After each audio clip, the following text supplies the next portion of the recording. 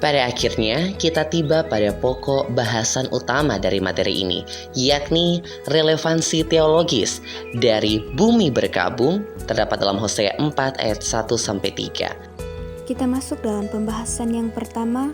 Hosea pasal 4 ayat 1-3 merupakan teks Alkitab yang menggambarkan kondisi Israel yang sedang mengalami kemerosotan moral dan spiritual.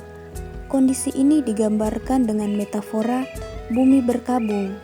Namun dalam konteks exploring ecological hermeneutics, metafora ini memiliki relevansi teologis yang lebih luas, menyoroti hubungan manusia dengan alam dan dampak kerusakan lingkungan terhadap kesejahteraan manusia.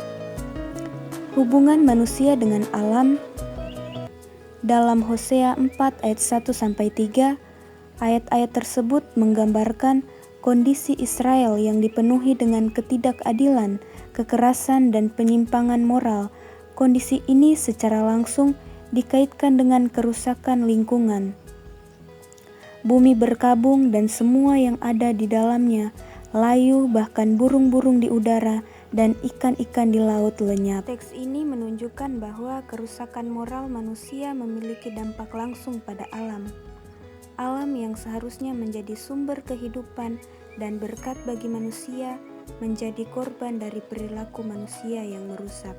Selanjutnya, perspektif exploring ecological hermeneutics menekankan pentingnya membaca teks Alkitab dengan memperhatikan konteks ekologis. Dalam konteks ini, bumi berkabung dalam Hosea 4 ayat 1-3 dapat dipahami sebagai panggilan untuk bertanggung jawab atas kerusakan lingkungan.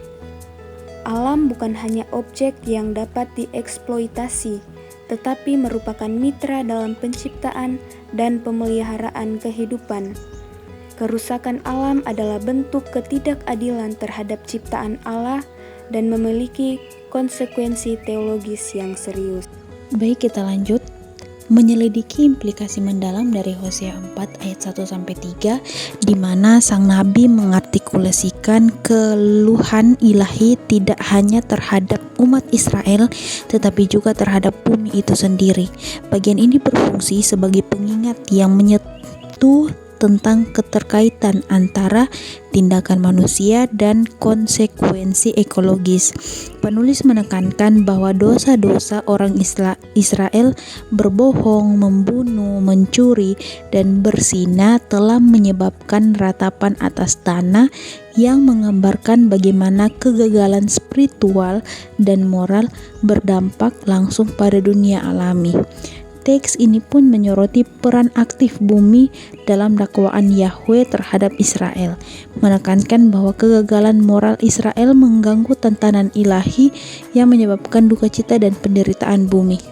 Teks ini juga menyerukan pengakuan akan keterkaitan ekologis dan menentang pandangan antroposentris dengan menggambarkan bumi sebagai korban dan agen dalam tatanan kosmik, yang pada akhirnya menunjukkan bahwa duka cita bumi mengakibatkan konsekuensi yang parah bagi semua makhluk hidup. Dalam kitab Hosea 4 ayat 1-3, di sini Allah memanggil umat Israel untuk memperhatikan tuduhannya terhadap mereka. Dengarkan perkataan Tuhan, hai anak-anak Israel, adalah seruan untuk mengingatkan umatnya akan pelanggaran perjanjian yang telah dilakukan. Dosa-dosa Israel telah merusak tatanan moral yang Allah tetapkan dalam ciptaannya.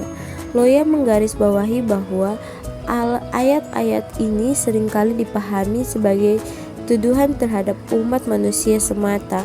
Namun ia berpendapat bahwa bumi sebagai bagian dari ciptaan Allah juga merasakan dampak dari ketidakadilan manusia dan bahkan berperan dalam pelaksanaan hukuman tersebut. Dalam teks ini, bumi tidak hanya berduka, tetapi ia juga bereaksi terhadap dosa umat manusia dengan cara yang menggambarkan sebuah kehancuran ekologis yang meluas, mempengaruhi berbagai elemen ciptaan termasuk binatang, burung, dan juga ikan. Loya mengajukan argumentasi bahwa istilah bumi dalam teks ini tidak hanya merujuk pada lingkungan fisik secara sempit, melainkan juga mencakup dimensi politik dan sosial dari Israel itu sendiri. Dalam pengertian ini, bumi yang berduka atau bumi yang berkabung itu adalah gambaran dari seluruh tatanan dunia yang mengalami kemerosotan karena tindakan manusia yang melanggar perjanjian dengan Allah. Loya menjelaskan bahwa meskipun kata bumi bisa merujuk pada situasi sosial dan politik Israel dalam konteks Hosea, ini juga menggambarkan kerusakan ekologis yang sangat nyata dan meluas. Hal ini menjamin semakin jelas ketika Loya menghubungkan fenomena ini dengan gambaran tentang hukum moral yang tertanam dalam ciptaan, di mana hubungan antara manusia dan bumi seharusnya dijaga dalam kesetiaan kepada Allah. Hosea 4 ayat 1-3 menggambarkan bumi berkabung sebagai Alkitab langsung dari ketidaktaatan Israel kepada Allah. Ketidaksetiaan, pembunuhan, pencurian, dan percabulan menyebabkan kerusakan moral yang meluas berdampak hingga pada alam semesta. Binatang, burung, dan ikan turut menderita. Ayat ini bukan hanya tentang bencana alam, melainkan tentang konsekuensi dosa yang merusak hubungan manusia dengan Allah dan ciptaannya. Mengingatkan kita untuk menjaga lingkungan dan memperjuangkan keadilan sebagai respon atas bumi berkabung di zaman modern. Pertobatan dan pemulihan menjadi kunci untuk memperbaiki hubungan yang rusak tersebut. Kita masuk dalam relevansi kontemporer. Pesan dari Hosea tetap relevan dalam konteks saat ini, di mana isu-isu lingkungan seperti perubahan iklim dan eksploitasi sumber daya alam semakin mendesak. Teks ini mengajak kita untuk mempertimbangkan tanggung jawab moral terhadap bumi. Secara keseluruhan, artikel ini mengajak kita untuk merenungkan bagaimana teks kuno dapat memberikan wawasan tentang isu-isu ekologis modern dan pentingnya menjaga keseimbangan antara manusia dan lingkungan. Nah, teman-teman, kita tiba pada kesimpulan dari materi ini. Kesedihan bumi dalam Hosea 4 ayat 1-3 memiliki implikasi penting untuk memahami hubungan ekologis dan moral. Teks ini menunjukkan bahwa kegagalan moral Israel seperti bersumpah, berbohong, membunuh, mencuri, dan berzina secara langsung mempengaruhi kesehatan bumi. Keterkaitan ini menunjukkan bahwa kerusakan ekologis bukan hanya masalah fisik, tetapi juga sangat terkait dengan keadaan spiritual dan moral suatu komunitas. Kesedihan bumi menandakan bahwa konsekuensi dari tindakan manusia melampaui tingkat individu atau sosial dan mempengaruhi seluruh ekosistem, menyoroti pandangan holistik tentang keberadaan di mana dimensi moral dan ekologis tidak dapat dipisahkan. Nah, teman-teman, itulah beberapa pokok bahasan mengenai materi bumi berkabung yang terdapat dalam Hosea 4 ayat 1-3 dan bagaimana relevansi teologisnya dalam kehidupan umat manusia.